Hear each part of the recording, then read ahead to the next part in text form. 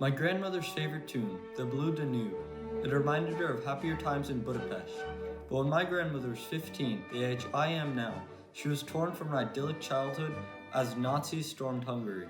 Neighbors lined the streets, and some shouted, "Don't come back," as Jewish families were forced to the train station, crammed into rail cars, and taken to Auschwitz.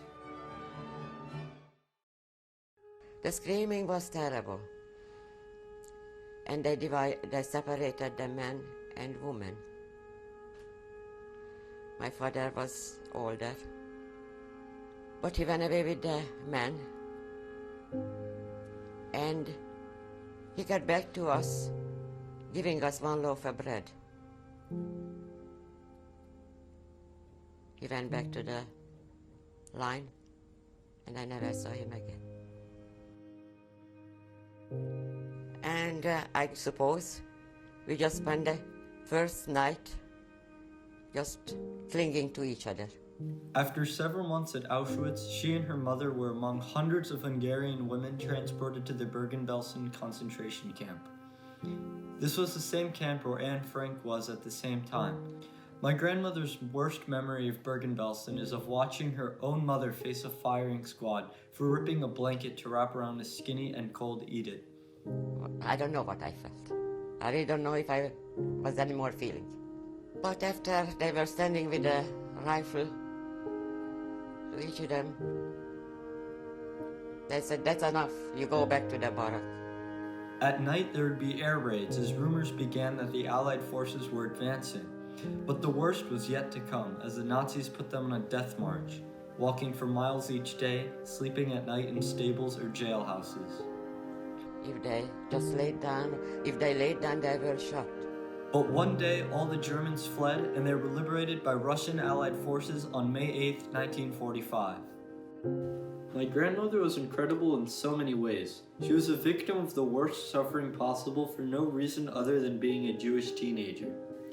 But my grandmother was not defined by this moment in her life. At her passing, the rabbi said, "The miracle is not that she survived 3 concentration camps. The miracle is that she became a loving wife, mother, and grandmother who taught her children and grandchildren what it means to be a good and caring person." "We must learn from the Holocaust," she would say, "that this must never happen to anyone ever again. Speak up when something is wrong." She would quote her hero Elie Wiesel, who wrote, "I swore never to be silent whenever and wherever human beings endure suffering and humiliation." My grandmother taught that message when she spoke at Holocaust remembrance programs. I hear her words to remember the Holocaust and to speak out when others are wrong. Awareness of the Holocaust is substantially low. 1/3 of Americans think substantially less than 6 million Jews were murdered in the Holocaust. This shows a basic lack of understanding and knowledge with historical facts. We must ensure that the history of the Holocaust is remembered.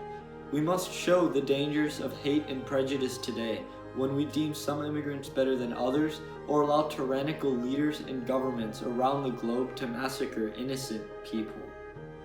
Today, as we see families fleeing dangerous homelands, seeking safe refuge, I hear my grandmother's words of Jewish families like hers, desperate to flee a Europe overrun by Nazis, but denied entry to any country in the world, even our own United States. She'd cringe at images at our borders of children torn from their mothers.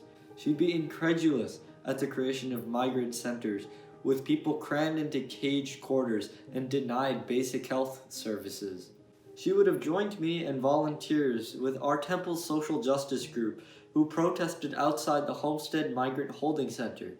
The lessons from my grandmother are that we can overcome hardship and tragedy, but that we must never overlook another person's suffering or tolerate prejudice. We have the responsibility to speak up and make this world a better place.